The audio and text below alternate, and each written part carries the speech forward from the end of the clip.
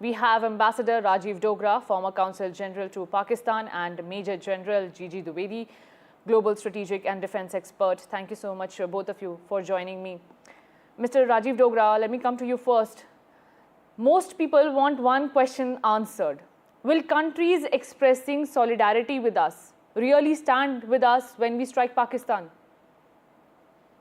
Well, there is example of the Kargil war, where countries expressing solidarity with us stood all the way through, including USA, and especially USA, which made Nawaz Sharif rush to Washington on 4th of July, and Clinton told him that I'm not going to give you any further time for your diversionary tactics. You have to sign on the dotted line. So the world had stood with us, and that is why Kargil operations were concluded successfully for India. The other thing is, which I must mention, is the statement today by the PLO chief. This is indeed an encouraging statement that after Saudi Arabia, after Jordan, PLO has also endorsed and supported India on the issue. Right. Mr. Dwivedi, what do you think about this? For example, Trump and his administration has said all good things, but then Trump also said he's close to India as well as Pakistan. Well, Aditi, firstly, thanks for having me on your show. Well, first and foremost, it should be understood that Pakistan is the hub of terrorism, and this has been well established because all variety of terrorists are homegrown there, and the country has an image of perpetrator of terrorism.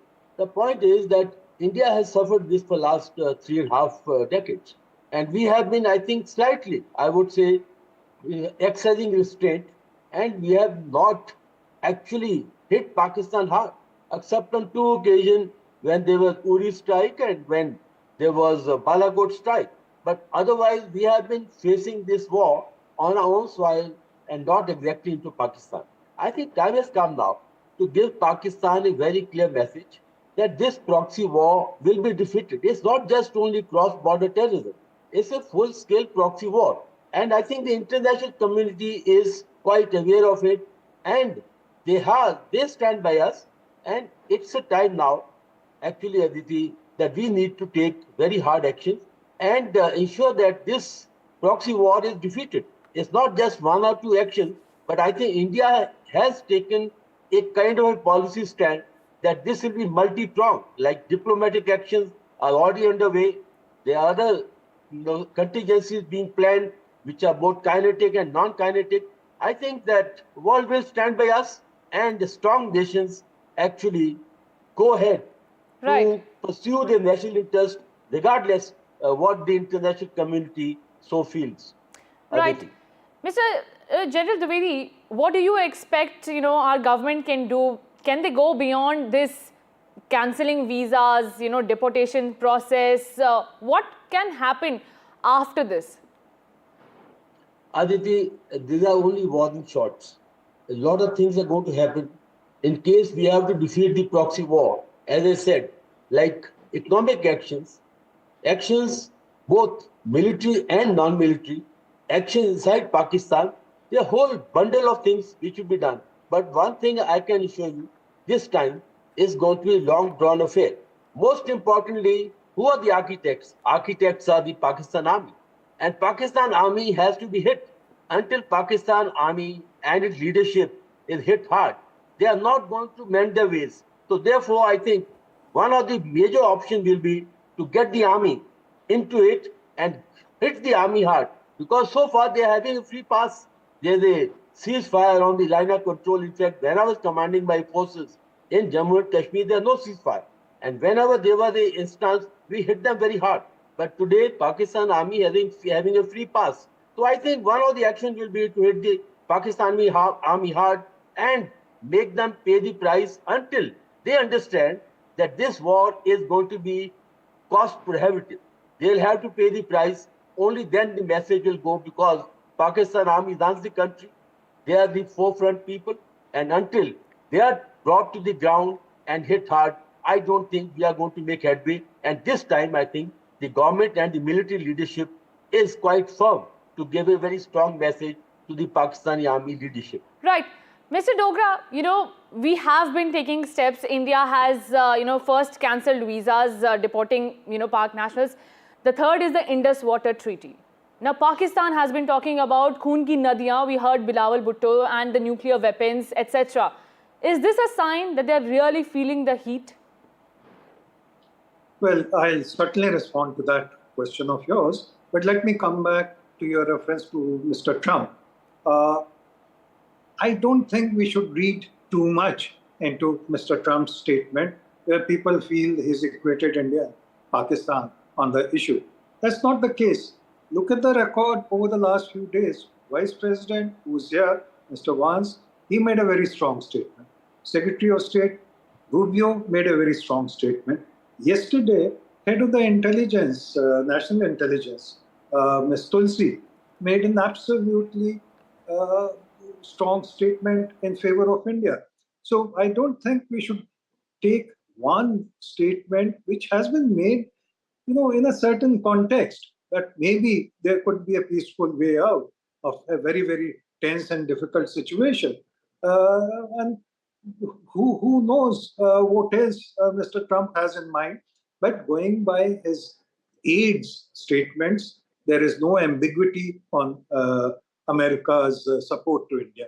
Coming now to Indus Waters Treaty, Bilawal Bhutto shoots off his mouth and then withdraws his words. But he's also the grandson of a rabid anti-India hater, Zulfikar Ali Bhutto, whose actions and whose ambition and whose greed for Prime Minister's post resulted in bifurcation of Pakistan into two countries, Pakistan and Bangladesh. Bilawal Bhutto says the rivers of blood will flow if water is stopped. Why doesn't he remember that the father of Pakistani nation, a person called Mr. Jinnah, before partition, he and Pandit Nehru were sort of consulted by the departing British on sharing of the waters. Pandit Nehru, being magnanimous, he said whatever is fair would be agreeable to India. When Jinnah was asked, now please mark my words, I'm quoting him verbatim. When Jinnah was asked, what is your response? He said, I would rather Pakistan becomes a desert than take Hindu waters. So Bilawal Bhutto should remember that Jinnah wanted Pakistan not to take Hindu waters.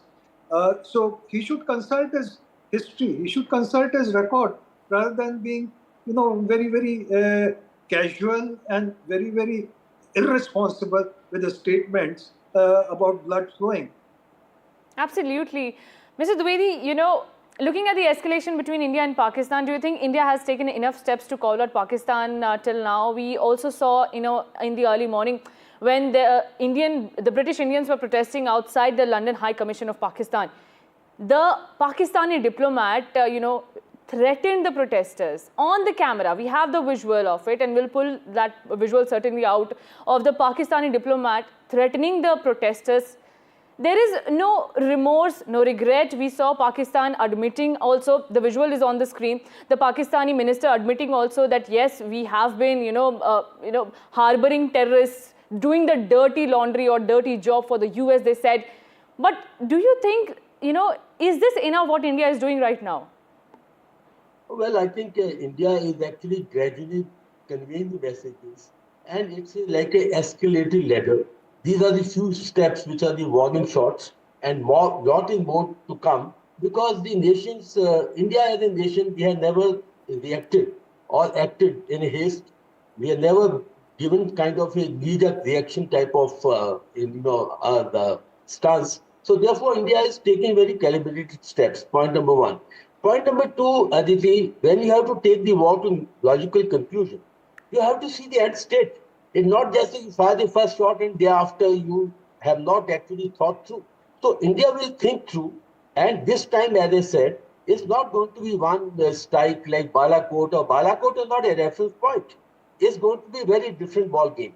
And I think these things will, unravel very gradually. In fact, the chief of the army staff was there in Srinagar, as I said, where I commanded my forces, and that is going to be one of the areas. So therefore, the plans take time; they need to be redefined, and more importantly, the government intent, the political intent, has to be conveyed very clearly to the executing military forces, so that there is Right. no mismatch between the political intent and military execution. So all I can say is that steps are underway, lot is going Right. to come, and my last word is the behavior of the diplomatic corps. I have been defense attaché in 3 countries. I would say that diplomatic corps of Pakistan actually doesn't have a very good standing amongst the global polity, and they have quietly depicted their actual, behavior by this clip that you have shown, Aditi. Absolutely. The mask has been, if the mask has slipped finally, you can see the visuals on your screen, how a Pakistani diplomat is,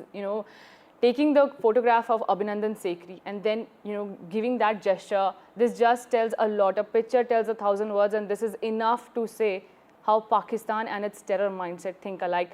Before letting you go, gentlemen, I would like to just, ask you one last question that is there in everyone's mind. Can we rule out a full-fledged war? Mr. Dogra, first your reaction. Well, first, my reaction to your visuals about the military attaché of Pakistan. This is not officer-like. Had it been any civilized country, he would have been dismissed immediately. But Pakistan is not civilized. I would appeal to UK that he is making violent gestures.